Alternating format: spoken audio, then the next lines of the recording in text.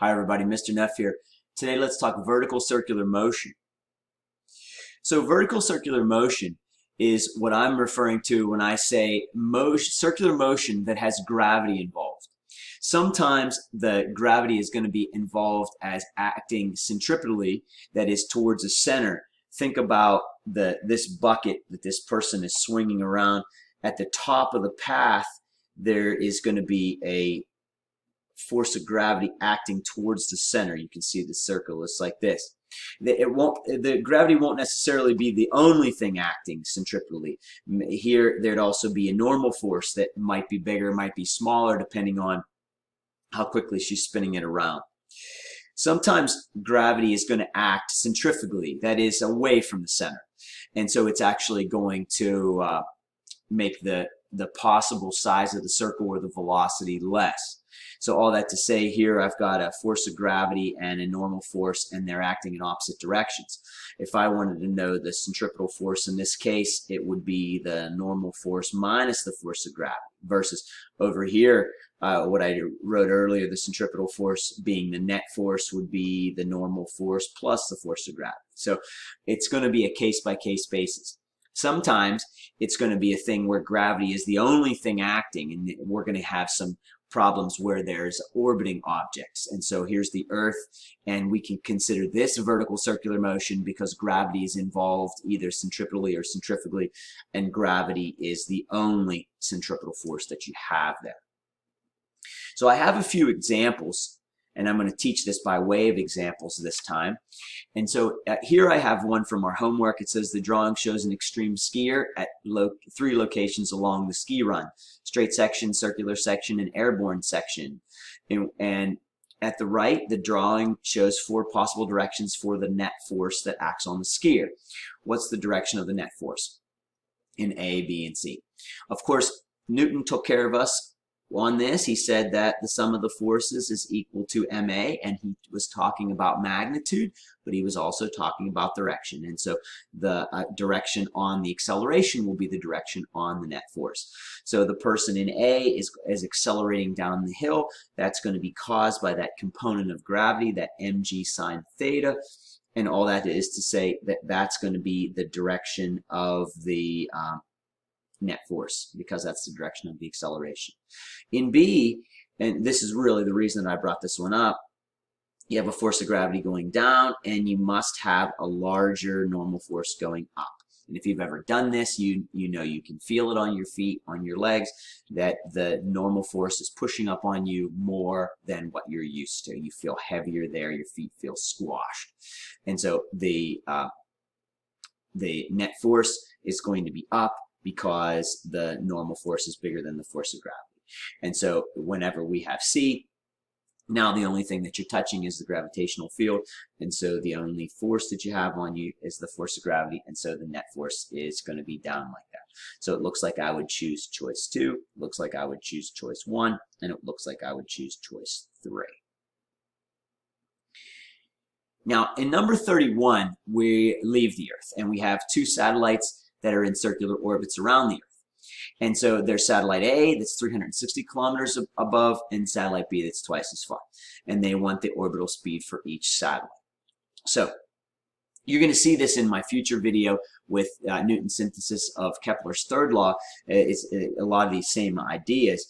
But so I have the Earth, and I have this spot where the satellite is. Maybe that'll be the 360 kilometer one. And the only force acting on it is the force of gravity. Now, the force of gravity up there is lesser than what it would be if it were down on the Earth.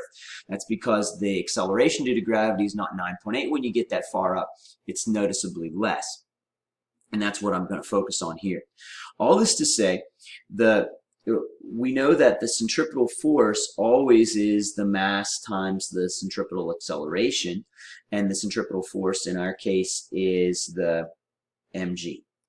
And that m, of course, is the thing that's doing the circle, and so it is the satellite. Notice that they don't give us the satellite's mass here, because those masses are just going to cancel out, and you're going to get that the orbital velocity is the square root of the little g times the radius of the circle. Now that that's interesting because there's only one velocity that will work for that radius. And so if the orbital velocity is too small, then there will be too much centripetal force, and you'll end up spiraling into the Earth and hitting it. If the velocity is too big, then there won't be enough centripetal force, and you'll lose the satellite.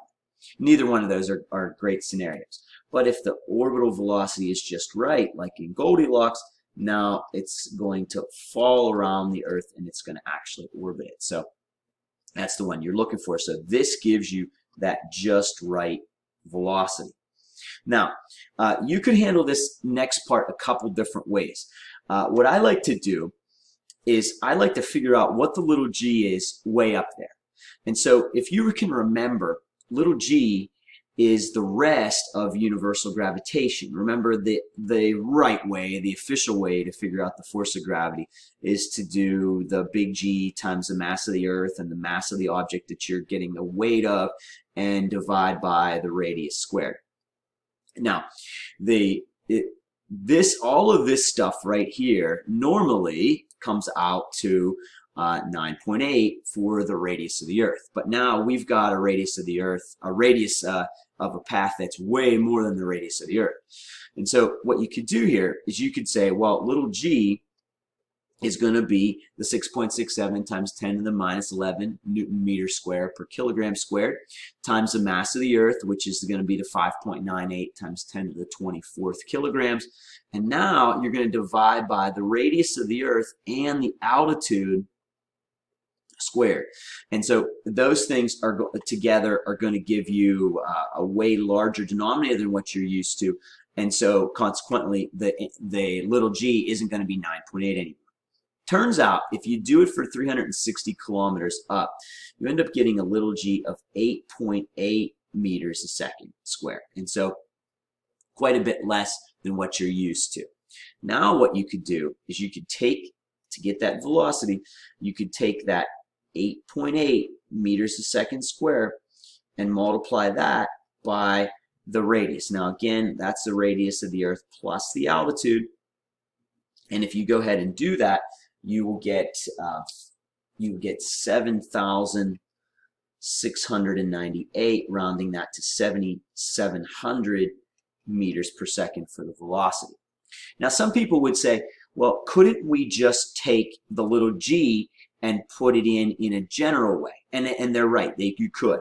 So an alternate way to think of this is you could say, well, the velocity that I want is going to be the square root of little g, but I just told you that little g is big G, the mass of the Earth, divided by the radius, when of course we know the radius is that bigger radius, and then radius squared, and then multiplied by r. So g, square root of g times r.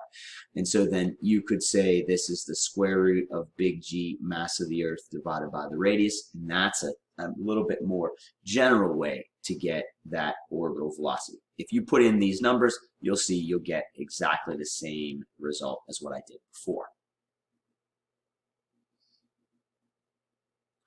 45 is a neat one, and it says a 0.2 kilogram ball on a stick is whirled in a vertical circle at a constant speed. When the ball is at the 3 o'clock position, the stick tension is 16 newtons. Find the tensions in the stick when the ball is at 12 o'clock and at 6 o'clock.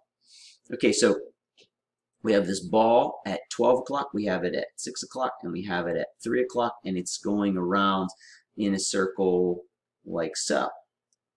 Now there's a stick that's attached to it, and I guess I drew that one a little bit too far out there.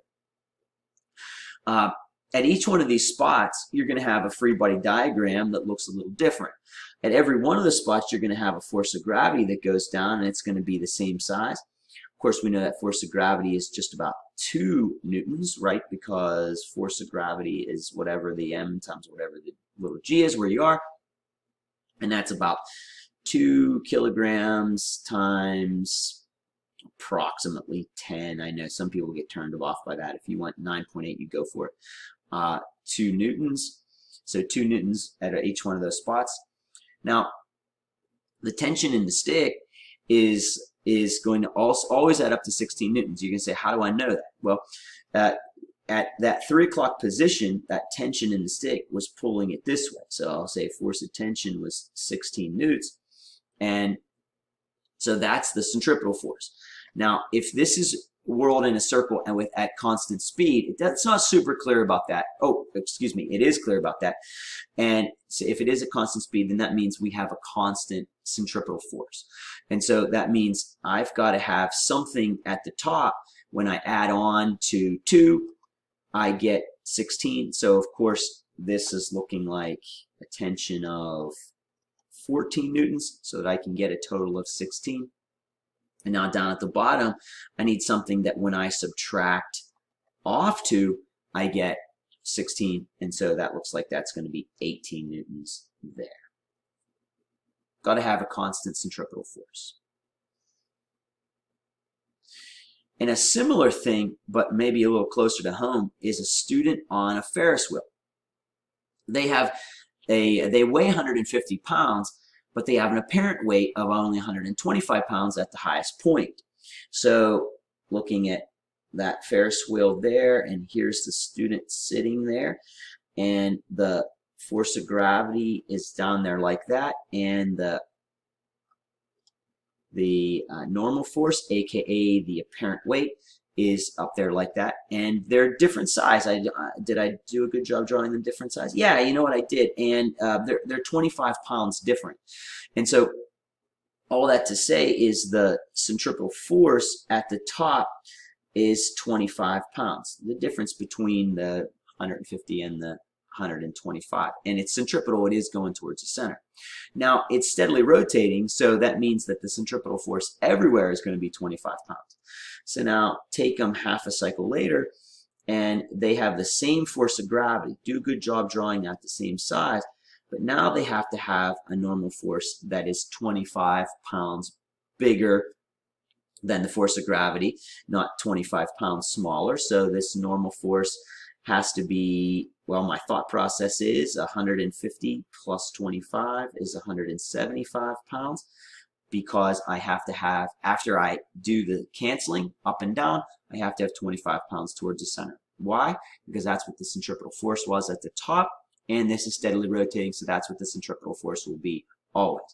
I don't really have an intention of asking you about a different spot, but any of these other spots along the way, that would also be a 25 pound centripetal force. So now I know that I get 25 pounds for the centripetal force, and if we're using American customary units, I'd say that that's what you get when you take the mass in slugs, the velocity in feet per second squared, and the radius in feet, you get 25 pounds. Well, it says, what happens to the student's apparent weight at the highest point if the wheel's speed is double? So if I squeeze a 2 in there, what have I done to the fraction? Well, I have multiplied it by 4. And so the new centripetal force is 4 times the old centripetal force, so it's got to be 100 pounds. Well, that means then that for me to get 100 pounds into the center, and the force of gravity is not going to change. It's 150 all the time. So the normal force is the one that can change. And so now this new normal force can only be 50 pounds, so that I have 100 into the center. And they didn't ask, but at the bottom, this force of gravity is still 150. So this normal force would have to be 250, so that I would have 100 pounds into the center.